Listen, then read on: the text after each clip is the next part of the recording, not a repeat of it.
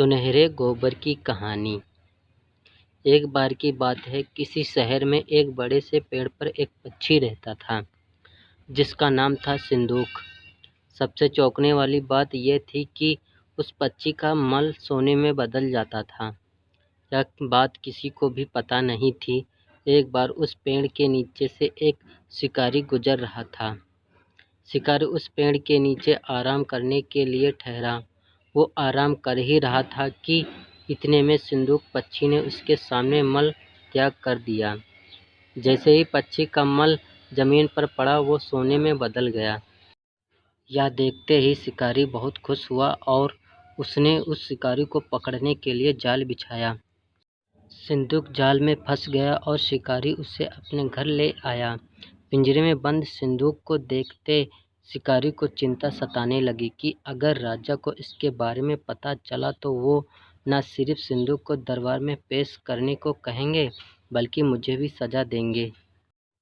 यह सोचकर डर के मारे शिकारी ने खुद ही सिंदूक को राज दरबार में पेश कर राजा को सारी बात बताई। राजा ने आदेश दिया कि सिंदूक को सावधानी से रखा जाए और उसे अच्छे से खाना खिलाया जाए।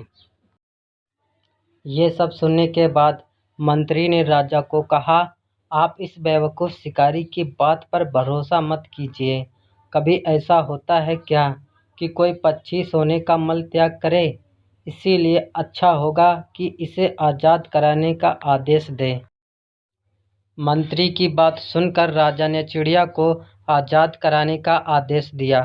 सिंदूक उड़ते उड़ते राजा के दरवाजे पर सोने का मल त्याग करके गया। यह देखते ही राजा ने मंत्रियों को उसे पकड़ने का आदेश दिया, लेकिन तब तक वो पक्षी उड़ चुका था। उड़ते उड़ते सिंदूक कहाँ गया? मैं बेवकूफ़ था जो शिकारी के सामने मल त्याग किया। शिकारी बेवकूफ़ था जो मुझे राजा के पास ले गया। राजा बेवकूफ़ था जो मंत्री की बात में आ गया। सभी बेवकूफ़ एक ही जगह ही हैं। कहानी से सीख: कभी भी दूसरों की बातों में नहीं आना चाहिए और अपने दिमाग से काम लेना चाहिए।